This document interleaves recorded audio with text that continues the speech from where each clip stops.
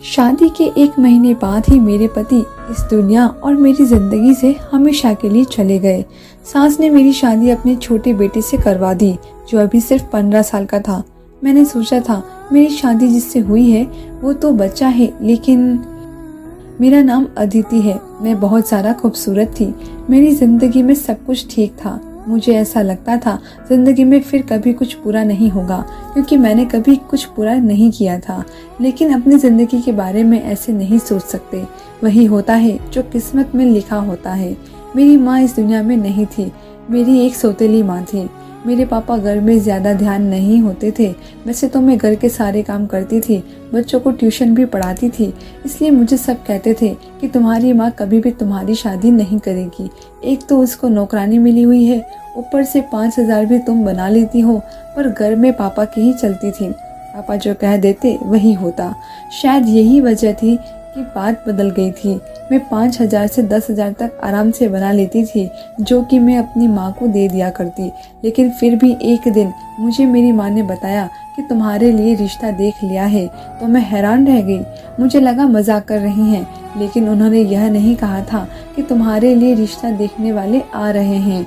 उन्होंने कहा कि तुम्हारे लिए रिश्ता देख लिया है, बात भी पक्की कर दी है, तुम शादी की तैयारी कर लो, 1 महीने में तुम्हारी शादी हो जाएगी। मैं हैरान थी, लेकिन अंदर में अंदर खुश थी, क्योंकि मेरी ज़िंदगी का एक नया मोड़ आने वाला था।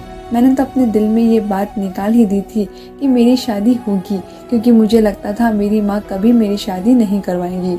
लेकिन अब ये सब कुछ सही हो रहा था, इसलिए मैं बहुत ज़्यादा खुश थी। खुशी खुशी शादी की तैयारी में लग गई। शादी की रात भी बहुत कुछ अजीब हुआ। मैंने अपने पति को देखा ही नहीं था। हम लोगों को साथ बैठाया गया था, लेकिन मैं नीचे देख रही थी। इतनी हिम्मत कहाँ होती है दुल्हन में कि वो सर उठा ले और गर्दन घुमाकर अपने पति को 2 पल देख ले। मैंने भी नहीं देखा था। उसके बाद जब कमरे में बैठी थी तभी अपने पति को देखा था, तो पता चला कि वह बहुत अच्छा है, बहुत ही ज़्यादा खूबसूरत भी था, अच्छा इंसान भी। उसने पहले ही दिन मेरा बहुत सम्मान किया, मेरे साथ हंसी मजाक भी किया, मुझे एक गिफ्ट भी दिया। उसके घर में सिर्फ उसकी एक माँ थी और एक छोटा भाई था। उसने मुझे बताया कि मेरा छोटा भाई मेरे बेटे की तरह है। वैसे तो उसकी उम्र सिर्फ 15 साल है, लेकिन मेरे लिए तो वो इससे भी ज़्यादा छोटा है, क्योंकि उसने मुझे कहा कि वो 2 साल का था तो हमारे पापा इस दुनिया से चले गए थे, और वो मेरे पापा के लिए बहुत उदास था। इसलिए बाबा की जगह मैंने ले ली, और रोज़ रात को मैं उसे अपने सीने पर सुलाया करता। तब से वह मेरे लिए मेरे बेटे जैसा है। मेरे देवर का नाम प्रतीक था। मेरे पति ने कहा तुम हमेशा उसका ख्याल रखना। मैंने कहा ठीक है, आप फिक्र नहीं करें, वो मेरे लिए भी छोटे भाई की तरह ही है। शादी की रात अच्छी गुजर गई। ऐसा लगता था जिंदगी भी अच्छी गुजर जाएगी, लेकिन सुबह हुई तो सास ने कुछ अजीब पूछा और मेरे कमरे में आ गई। बिस्तर की चादर को इधर उधर करके देखने लगी। मुझे पता था कि वो क्या तलाश कर रही है। फिर मुझसे अजीबोगरीब किस्म के सवाल करने लगी। मैंने उनको बता दिया। उसके बाद वो बेफिक्र हो गई।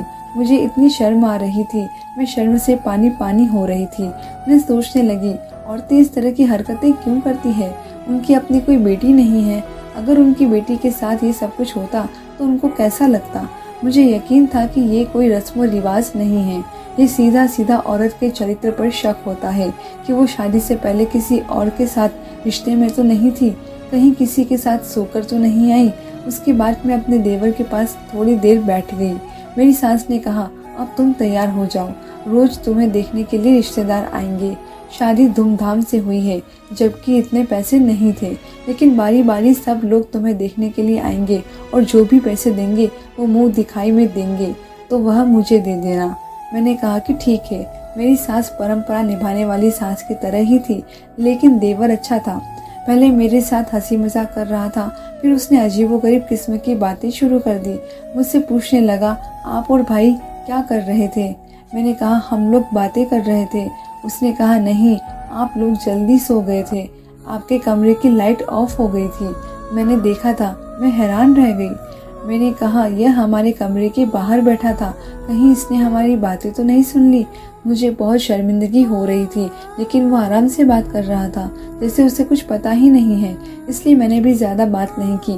कहने लगा आप कहाँ सोती है, भाई किधर सोते हैं? मुझे समझ नहीं आ रहा था इसे क्या जवाब दूँ। फिर पूछने लगा कि आप लोग एक साथ सोते हैं। मुझे बड़ी शर्मिंदगी हुई। शाम को मैंने ये बात अपने पति को बताई कि वो इस तरह के सवाल पूछ रहा था। अजीब बात है, इतने छोटे बच्चे के दिमाग में इतने सारे सवाल। मेरे पति ने कहा, मैंने तुम्हें कहा था कि तुमने उसे का ख्याल रखना है, तुम पहले ही दिन उसकी शिकायत करने आ गई हो। मैंने कहा कि मैं शिकायत नहीं कर रही हूँ, लेकिन आजकल के बच्चों के दिमाग में इस तरह के सवाल नहीं होने चाहिए। मेरे पति ने कहा, उसने तुमसे उस तरह का सवाल कोई पूछा ही नहीं। इस उम्र में जिज्ञासा होती है, लोग सवाल पूछ लेते हैं। मेरा भाई बहुत ज़्यादा मासूम है, उसका ख्याल रखना, उसकी कमज़ोरी, उसकी गलतियाँ तलाश करने को नहीं कहा है। वह बेचारा तुम्हारे आगे पीछे फिरता है, भाभी भाभी कहते उसका मुंह नहीं थकता, और तुम हो कि उसके लिए इस तरह सोच रही हो। मैं तो हैरान थी कि मेरे पति को क्या हो गया था। वो वाकई अपने भाई के मामले में बहुत ज़्यादा संजीदा और इमोशनल था। ये बात समझने में मुझे ज़्यादा देर नहीं हुई कि अगर मुझे अपने पति को खुश रखना है तो उनके सामने उनके भाई की कोई भी बुराई नहीं करनी, नहीं तो उसे बुरा लग जाएगा। उसके बाद मैंने ऐसा कुछ भी नहीं किया। अभी हमारी शादी को 1 हफ्ता हुआ था। पति भी कोई सीधा इंसान नहीं था, उसे मेरे साथ से बहुत ज़्यादा दिलचस्पी थी। वो मुझे छोड़ता ही नहीं था। एक दिन तो सुबह से मेरी सास मुझे आवाज़ दे रही थी, लेकिन मेरा पति मुझे अपने पास से उठने नहीं दे रहा था। वो कह रहा था कि मुझसे अच्छी अच्छी बातें करो, मेरी आंखों में देखो। तुमने क्या कभी फिल्म नहीं देखी जैसे फिल्मों में हीरो हीरोइन एक दूसरे के साथ बैठकर बातें करते हैं, और मेरे पास बैठो। मैंने कहा, आपकी माँ मुझे बुला रही है, कोई काम होगा, क्योंकि सुबह के 10 बज रहे हैं। ये कोई 4 या 5 बजे का वक्त नहीं था। लेकिन मेरा पति मुझसे बातें कर रहा था, और फिर वही हुआ। मुझे मेरी सास से डांट पड़ती रही। मुझे इन लोगों की समझ नहीं आ रहा था, ये लोग थोड़े अजीब से थे। मेरी सास कह दी, तुमने तो आते ही मेरे बेटे को अपने उंगलियों पर लपेट लिया है, तुम्हारे अलावा इसे कोई दिखाई नहीं देता। मैंने कहा, ऐसा कुछ नहीं है, अब वो खुद ही मेरा दीवाना है तो मैं क्या कर सकती हूँ। लेकिन मेरे पति ने मुझे कहा था कि मेरी माँ का हमेशा ख्याल रखना, उसको खुश रखना, इसलिए मैं सारे घर के काम अच्छे तरीके से करती थी, कभी कुछ भी नहीं बोलती थी, कोई जवाब नहीं देती थी उनको। अगर जवाब देती थी तो बहुत तरीके से, जिस पर वो गुस्सा नहीं होती थी। पर मेरी शादी को अभी 1 महीना भी पूरा नहीं हुआ था जब मुझे एक बुरी खबर मिली। वो ये है कि मेरा पति इस दुनिया से चला गया है। उसके बाद हम लोग बहुत ज़्यादा परेशान हो गए और सोचने लगे कि ये खबर झूठी हो। लेकिन जब लाश को घर लाया गया तो हमारे होश ही उड़ गए, और मेरी सास, मेरा देवर, हम बुरी तरह चिल्ला रहे थे, रो रहे थे, प्रार्थना कर रहे थे कि ये खबर भी झूठ हो। पर मेरा पति इस दुनिया से जा चुका था। ये दुख मेरे लिए बहुत बड़ा था। मेरे माँ बाप ने कहा, ये दुख तुम अपने ससुराल में ही पूरी करो, उसके बाद हम तुम्हें आकर ले जाएंगे। मैं रोती रही, तड़पती रही। मेरी सास मुझे कह रही थी कि तू आई है, तूने मेरे बेटे को खा लिया, तेरे कदम ही मनहूस है, इस घर का वारिस चला गया, मेरा बेटा चला गया, सब कुछ बर्बाद हो गया, सब कुछ खत्म हो गया, तूने किया है ये सब। ये 4 महीने ताने सुनाने में ही गुजर गए, लेकिन उसके बाद ये वक्त खत्म हो गया। तो मैं ये सोचकर थोड़ी बेफिक्र थी कि अपनों के पास चली जाऊंगी। वैसे भी अब मेरी ज़िंदगी में खुश रहने के लिए क्या रह गया है, पापा ही थे मेरे अपने, बाकी तो मेरी माँ भी सौतेली थी। जब मेरे पापा और मेरी सौतेली माँ मुझे वापस लेने के लिए आए तो मेरी सास ने एक ऐसी बात की कि सब हैरान रह गए। मेरी सास का कहना था, मैं इसे वापस नहीं भेज सकती, ये मेरे बेटे की विधवा है। मेरे पापा ने कहा कि आपका बेटा इस दुनिया में नहीं रहा, इसका यहाँ पर क्या काम। लेकिन मेरी सास का कहना था, इसकी वजह से तो मेरा बेटा गया है, अब ये भी यहाँ से चली जाएगी क्या। मेरे घर में कमाने वाला कोई भी नहीं है, मेरा एक छोटा बेटा है जो भी स्कूल में पढ़ता है, तो फिर क्या हम भूखे मर जाएंगे। ये मेरे बेटे की जगह कमाई करेगी और हमारा खर्च संभालेगी। मेरे पापा ने कहा, ये तो बहुत ही बुरी बात है, ऐसा नहीं होना चाहिए। लेकिन मेरी सास ने ठान ली थी। फिर मेरे पापा मेरी सास के बीच में काफ़ी लड़ाई हुई, काफ़ी बहस हुई, कभी बात इस तरफ जाती तो कभी उस तरफ। जब मुझसे पूछा गया तो जाहिर है मैं वापस जाना चाहती थी, मेरा भी इस घर में दम घुटता था। पर मेरी सास ने कहा, यह यहाँ से नहीं जाएगी। मेरी सास ने अपने कुछ रिश्तेदारों को भी बुला लिया जो बुरी तरह से लड़ाई करने के लिए तैयार बैठे थे, अजीबोगरीब किस्म की बातें कर रहे थे। फिर नतीजा ये निकला कि मेरी शादी दोबारा कर दी जाए तो फिर मैं इस घर में रह सकती हूँ। लेकिन इस घर में एक ही मर्द था, उसके साथ मेरी शादी कराने की बातें होने लगी। सबने कहा, छोटा है तो क्या हुआ, ये लड़की कौन सी 30 साल की है, इस तरह ये इस घर में रह जाएगी, इस घर में फिर से बहू बन जाएगी। मैं ये सब कुछ नहीं चाहती थी, लेकिन मेरी सास ने मेरे पापा को मना लिया। मेरी सौतेली माँ ने भी कहा, अच्छी बात है, अगर हम इसको अपने घर ले जाएंगे हमारा क्या फ़ायदा है, दोबारा इसकी शादी तो होनी है। कहाँ से दोबारा रिश्ता तलाश करेंगे, एक विधवा के लिए रिश्ता कैसे मिलेगा। आजकल तो कुंवारी लड़कियों का रिश्ता नहीं मिलता, इसलिए इसको यहीं रहने दे। समाज वाले भी बातें करेंगे। एक बेटी अगर फिर से सुहागन बन रही है तो इस ऑफर को ठुकरा कर हम इसे अपने साथ ले जाएंगे तो हमारे घर में भी तो ये विधवा ही कहलाएगी। मेरी माँ ने अजीब गरीब बातें करके मेरे पापा को मना लिया। वो मुझे वहीं पर छोड़कर चले गए।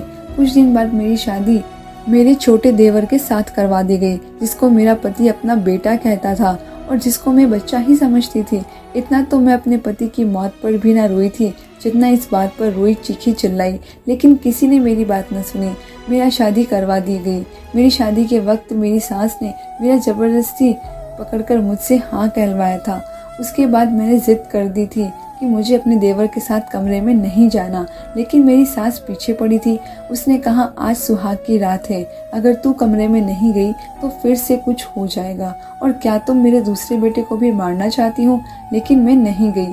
अगले दिन मेरी सास ने मुझसे कहा, मुझे नौकरी करनी होगी। उसने मोहल्ले में ढेर सारे बच्चे इकट्ठे कर लिए। अब मैं रोज 20 से 30 बच्चों को पढ़ाती थी।